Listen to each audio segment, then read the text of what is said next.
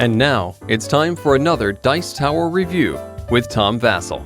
Magic the Gathering, the Arena of the Planeswalkers board game, was a game that I was extremely excited when it came out. It's essentially Heroescape, come back from the dead. Huzzah! The problem was I enjoyed the game, but I needed more. I wanted to build armies and decks. The game had deck building and army building. This game came out last summer. It should have been released with expansions. It was not. Finally, an expansion has come out. Arena of the Planeswalker Battle for Zendikar. It's here to match one of the latest Magic the Gathering sets. It's in one of these nasty, stupid boxes that you basically have to throw away. Waste of time and space. But anyhow, who cares, because I'm going to put it all in this box anyway, right? So I'm very excited about it. It's more stuff. Let's see what's in the box.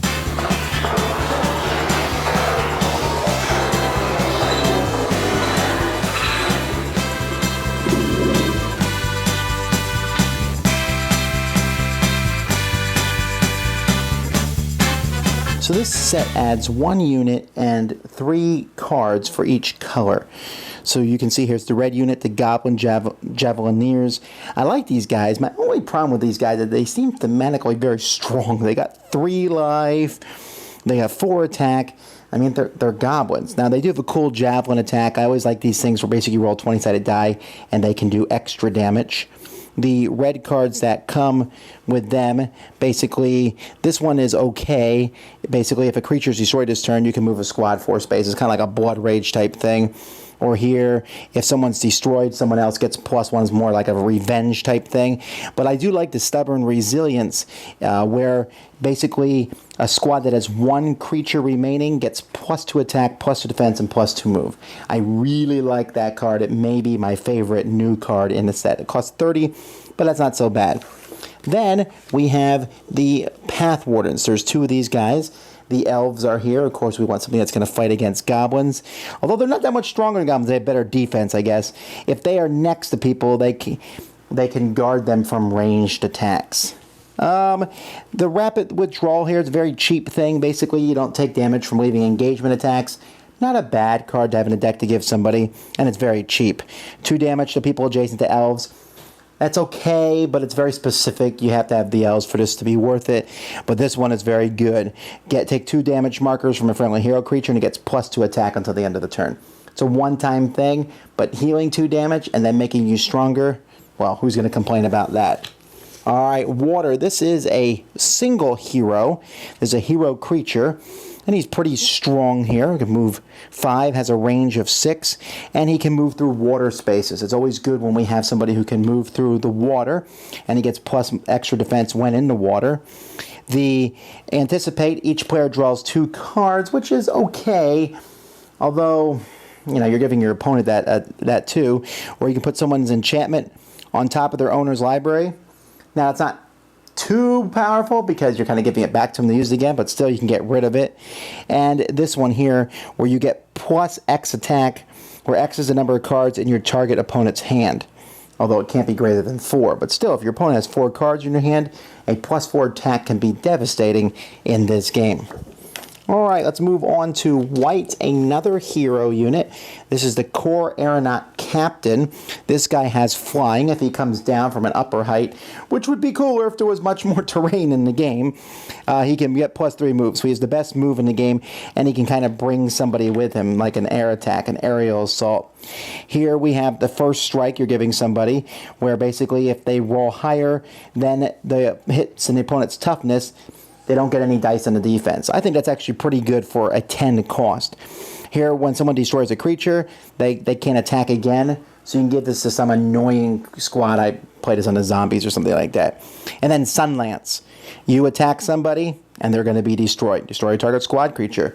And with some very powerful squad creatures, this can be pretty cool. And then finally we have the black color here, and we've had zombies and ghouls. Now we have vampires. Of course, these guys basically, when they attack somebody, they heal themselves. Always a very good thing. Of course, they only have 2 life, so that's not as powerful as you might imagine. You can do 2 damage to a figure you control to draw 2 cards. I've never been a big fan of these kind of things, but some people like that. Here, and when you're in an enchanted squad, when you attack somebody, they will also discard a card. Very useful. And Virulent Strike. This one gives your guys Death Touch. It's very expensive. It costs 40 to put in your deck, but you hit somebody and they die. There's also 2 new Planeswalkers. Here we got Kajora, the Rising Tide, and Obnixilis, the Demon of Spite. And I probably mispronounced both of those, but I don't have a Magic Gathering dictionary.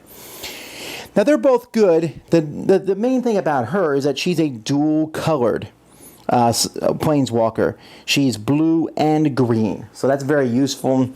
At this point in the game, that makes her the most fun summoner, the most fun Planeswalker to use, because she has more units that she can take than anybody else. Her special abilities aren't that fantastic. She can go through water and stuff, and she can move somebody 4 space at the beginning of her turn. And if she ends in a water space, she can do things. Okay, that's all well and good, but the coolest thing about her is that she's blue-green. Him, on the other hand, he's just nasty. Okay, another black one, and he can essentially just kill a squad creature that's next to him once turn. Sure, you give your opponent a card draw, but who cares? He's just going to walk around and whoop up on people. Then we have some basically neutral units. These are units that can go in anyone's deck. We have the Eldrazi Scans, and then we have this huge Eldrazi Ruiner. Look at this giant creature. This thing is massive, and really you're going to want to use these together because these guys have Devour for speed and Devour for strength, where basically you can eat them, and then this guy can move faster and or move or become stronger. He's also very dangerous, does attacks to everybody next to him at the end of his turn. But really, this is kind of a pale shadow besides what he can really be. The game comes with a scenario. It's a 3-player scenario in which one person is going to control this guy and his minions, and the other people attack him. And here you can see his life is much larger. His movement and attack and range and all that's the same, but we keep track of his life here. There's a certain turn. He has a lot more special abilities, and so there's just a lot of cool things, and it's a way to play with 3 players, and the setups in here too, and you have bigger armies. That's pretty much the only rules that are added to this game. So that's what's in the box. So finally, I can take these creatures and I can build and I can mess with things. I could even buy multiple boxes of this. No, not really. For some reason, and I really don't understand this. Wizards, what? Every creature in this box is unique, which means you can't put multiples in armies. Why would you do that? Why would you make unique cards that can be put into armies? It's very frustrating. Because that means now we have, for each color, we have 3 units. Oh, and there's those neutral guys, so now you have those +2 that could be put in any army. And again, the new Planeswalker, who's blue and green, has 6 different units she could put in an army. So she's the most fun one to use. This is good. This is good stuff in here, right? Although after playing so many other games this year, you can look at the plastic molds, and the plastic molds here do not compare at all to Cool Mini or Not or even Fantasy Flight. These just aren't as good. But it's still, I like the miniatures, I like the new abilities, and that's really cool. But why are we just sitting looking at one of these expansions? And I don't mean to turn this whole video into a rant. It's like why there's not more expansions, but I want to explain that this one expansion just feels like it's whetting your appetite. Sure, the 3-player battle is fun with the big creature. It's cool. Hey, let's go up against this big creature. That's not a bad idea. But the whole thing, they gave us 2 more Planeswalkers, so now Black has 2 different Planeswalkers and 3 units. And you can custom build the card decks, which I was really excited about. Giving us 3 more cards, and the cards are, cost 5, 10. So I have to sit there and go, okay, the total cost of these is 50. I'm going to take 50 points worth of cards out. I just feel like these decks and the points and everything, at least all the new creatures cost 100 even. But I feel like the points, there needs to be so much more so that we can build better. This is cool stuff. But I think a lot of people are going to be disappointed because they're going to play with it and be like, oh, that's some neat stuff.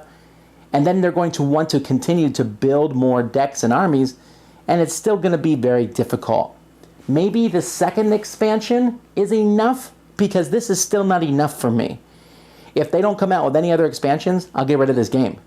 Because I like it. I love the abilities. I like the cards. I like the whole aspect. But the whole draw for me for this game is to build my army. And this is a start. But and this doesn't mention the fact that they released this with like no fanfare or warning. But if they come out with a couple more of these, I'm going to say probably by the third one, I think there will be enough stuff to be exciting. So, cool creatures. Still not sure why the goblins are so powerful, but maybe goblins in the Magic universe are much more powerful than the ones in normal fantasy universes.